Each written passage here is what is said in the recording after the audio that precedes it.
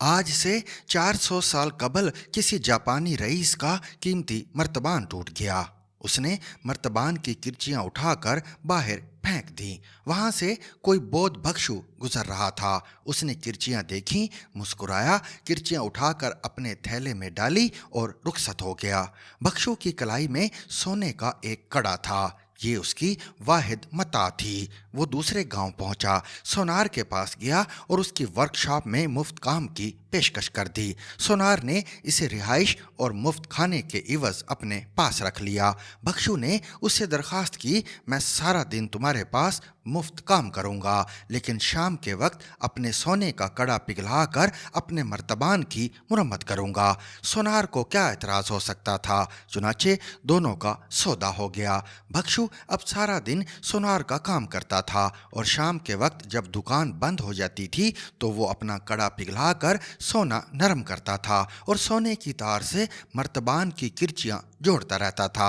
बख्शू ने महीना भर की मेहनत से टूटा हुआ मर्तबान जोड़ लिया। मर्तबान मुकम्मल हो गया तो उसने इसे साफ करके दुकान के शोकेस में रख दिया। मर्तबान सोने की चमक की वजह से दूर से दिखाई देता था और देखने वाले बेइख्तियार इसकी तरफ खिंचे चले आते थे। यूं वो मर्तबान चंद दिनों में पूरे इलाके में मशहूर हो गया और लोग इसकी मुंह मांगी कीमत देने के लिए तैयार हो गए, मगर बख्शू ने इसे बेचने से इनकार कर दिया। इसका कहना था यह मर्तबान किसी और की अमानत है। मर्तबान की तारीफ फैलते फैलते उस जापानी रईस तक भी पहुंच गई जो दरअसल इस मर्तबान का मालिक था। वो भी इस दुकान पर पहुंच गया। उसने भी मर्तबान देखा मगर वो इसे पहचान ना सका और उसने मुंह मांगी कीमत देकर मर्तबान खरीदने का ऐलान कर दिया। बख्शू ने नीलामी का बंदोबस्त कर दिया। बोली शुरू हुई और रईस बोली बढ़ाता रहा, यहाँ तक कि इलाके के तमाम रईस हार गए और वो रईस जीत गया। रईस ने जब फख्र के साथ मर्तबान उठा लिया तो बख्शू आगे बढ़ा और मर्तबान इसे देकर बोला, हजूर, ये मर्तबान दरअसल है ही आपका और मैं आपकी चीज़ की कीमत आपसे कैसे वसूल कर सकता हूँ। आप अपना मर्तबान लें और मेरे लिए बस दुआ करें। रईस ने हैरत से पूछा, क्या मतलब? बख्शू ने जवाब दिया, मैं फलां तारीख को आपके घर के सामने से गुजर रहा था। आपका ये मर्तबान टूट गया था और आपने इसकी किरचियां उठाकर बाहर फेंक दी थी। मैं किरचियां उठाकर यहाँ ले आया, अपना कड़ा पिघलाकर इसे जोड़ दिया और जुड़े हुए टुकड़ों ने इसे पीस ऑफ आर्ट बना दिया। रईस हैरान रह गया। बख्शू ने बताया, टुकड़े अशिया के हों या इंसानों के, ये जब जुड़ते हैं तो ये चीज़ों और इंसानों को अनमोल बना देते हैं। ये इन्हें पीस ऑफ आर्ट बना देते हैं। चुनाचे मेरा मशवरा है, आप चीज़ हैं या इंसान हैं, आप जब टूट जाएं तो आप खुद को बेकार ना समझें। अपनी किरचियां कचरा घर में ना गिरने दें। आप किसी जगह बैठें और अपने आप को हौसले, हिम्मत और बर्दाश्त के सोने से जोड़ना शुरू कर दें। आप न सिर्फ दोबारा मुकम्मल हो जाएंगे बल्कि आप पहले से 1000 गुना कीमती भी हो जाएंगे और पीस ऑफ आर्ट भी बन जाएंगे। वो दिन है और आज का दिन है। जापान में लोग टूटे हुए बर्तनों को सोने से जोड़कर पीस ऑफ आर्ट बना रहे हैं। ये लोग अपनी ज़बान में इस फन को किनसुगी कहते हैं।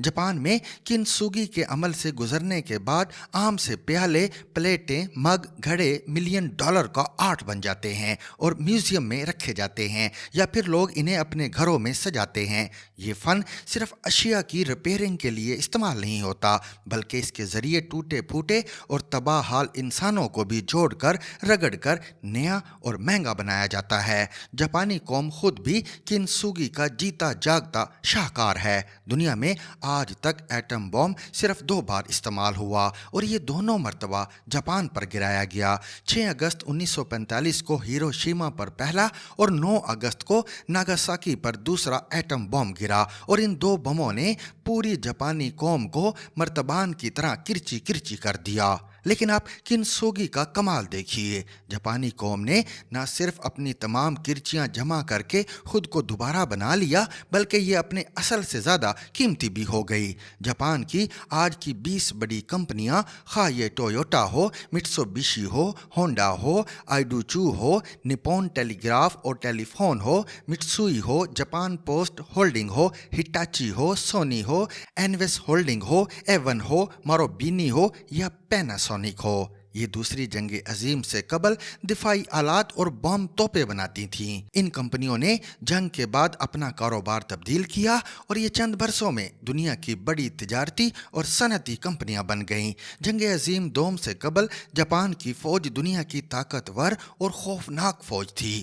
پسپائی ان کے سلیبس میں شامل ہی نہیں تھی۔ یہ اگر جنگ میں ہار جاتے تھے تو یہ خودکشی کر لیتے تھے، مگر شکست کے داغ کے ساتھ گھر واپس نہیں آتے تھے۔ دنیا میں دوسرا خودکش اسکواڈ بھی جاپانیوں نے تیار کیا تھا۔ یہ لوگ کامیکازی کہلاتے تھے۔ یہ پائلٹس تھے۔ یہ ہیروشیما سے جہاز اڑاتے تھے، فضا میں پیٹرول کے آخری قطرے اور آخری گولی تک لڑتے تھے اور اس کے بعد اپنا جہاز دشمن پر گرا دیتے تھے، اور یوں محمود اور ایاس دونوں جہانی ہو جاتے تھے۔ کامیکازی بڑے جذبے کے ساتھ تیار ہوتے تھے۔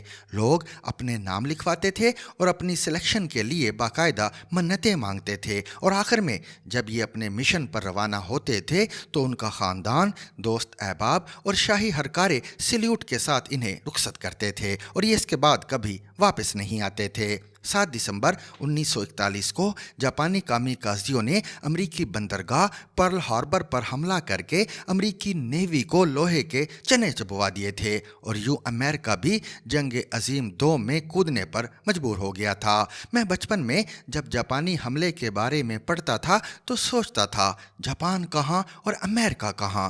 جاپانی پھر امریکہ کیسے پہنچے تھے؟ ذرا سا بڑا ہوا اور نقشے پڑھنا شروع کیے تو پتہ چلا جاپان امریکی ریاست ہوائی سے زیادہ دور نہیں ہے۔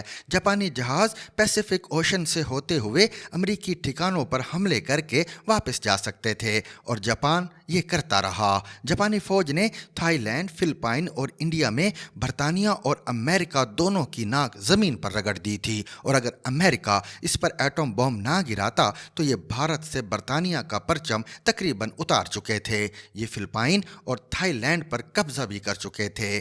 جاپانی برما اور بھارتی ریاست ناگا لینڈ پر قابض ہو چکے تھے، اور یہ سلسلہ اگر چلتا رہتا تو بھارت کے بعد ایران، ترکی اور پھر مشرقی یورپ دور نہیں تھا۔ ہٹلر روس تک پہنچ چکا تھا، اور اگر جاپان بھارت کے راستے سینٹرل ایشیا یا مشرقی یورپ آ جاتا تو 80% دنیا جرمنوں اور جاپانیوں کے قبضے میں ہوتی، اور آج دنیا کا نقشہ یکسر مختلف ہوتا۔ بہرحال 6 اور 9 اگست 1945 کے دن طلوع ہوئے، امریکہ نے جاپان پر 2 ایٹم بم پھینکے اور تاریخ کا دھارا بدل گیا۔ جرمنی اور جاپان مفتوح ہو گئے اور برطانیہ اور امریکہ فاتح بن گئے۔ جاپان کے پاس شکست کے بعد 2 آپشن تھے۔ یہ لوگ باقی زندگی اپنے زخم چاٹ کر اور ماضی کی فتوحات کے ترانے گا گا کر زندگی گزار دیتے، یا پھر کنسوگی کے عمل سے گزر کر اپنی کرچیاں سمیٹتے اور خود کو پہلے سے زیادہ قیمتی بنا لیتے۔ جاپانیوں نے دوسرا آپشن پسند کیا اور یہ کنسوگی کے عمل سے گزرنے لگے۔ یہ لوگ دفاع سے نکل کر معاشی قوم بننے لگے۔ انہوں نے فیکٹریوں، منڈیوں اور کھیتوں کو اپنا جنگی میدان بنا لیا اور کمال کر دیا۔ جاپان سالانہ $900 بلین کی مصنوعات ایکسپورٹ کرتا ہے، اور یہ اشیاء پوری دنیا میں بکتی ہیں۔ یہ ملک چاروں طرف سے دشمنوں میں گھرا ہوا ہے۔ چین، روس، کوریا، بھارت اور امریکہ کے ساتھ اس کی لڑائی ہے۔ چین کے ساتھ اس کا متعدد علاقوں پر تنازع چل رہا ہے۔ روس کے ساتھ 125 سال سے سخالین کے جزائر کی وجہ سے اختلاف ہے۔ کوریا کے لوگ جاپان کو غاصب سمجھتے ہیں۔ جاپان نے دوسری جنگ عظیم کے دوران بھارت کی ریاست ناگا لینڈ کو تباہ کر دیا تھا، اور امریکہ نے جاپان پر 2 ایٹم بم گرائے تھے۔ چنانچہ یہ ہر طرف سے دشمنوں میں گھرا ہوا ہے، لیکن اس کے باوجود یہ اپنے تمام دشمنوں کے ساتھ کھربوں ڈالر کی تجارت کر رہا ہے۔ جاپانی گاڑیاں، کمپیوٹر، ہیوی مشینری اور ادویات پوری دنیا میں جاتی ہیں، اور یہ اپنے دشمنوں سے بھی کھل کر خام مال منگواتا ہے۔ جاپان نے عاجزی اور سادگی کو بھی اپنا آرٹ بنا لیا ہے۔ یہ جھک کر ملتے ہیں اور دوسروں کے سامنے بچھ بچھ جاتے ہیں۔ ہاتھ ملانا بے ادبی سمجھتے ہیں۔ چنانچہ بادشاہ ہو، وزیر اعظم ہو یا ہونڈا یا کرولا کمپنی کا مالک ہو، وہ سینہ اور گردن جھکا کر آپ سے ملے گا۔ پوری قوم کام کی عادی ہے۔ لوگ 1 منٹ لیٹ نہیں ہوتے۔ پوری زندگی ایک کمپنی یا ایک فیکٹری میں گزار دیں گے اور کبھی معاوضے میں اضافے کا مطالبہ نہیں کریں گے۔ 2 یا حد 3 مرلے کے گھر میں رہیں گے۔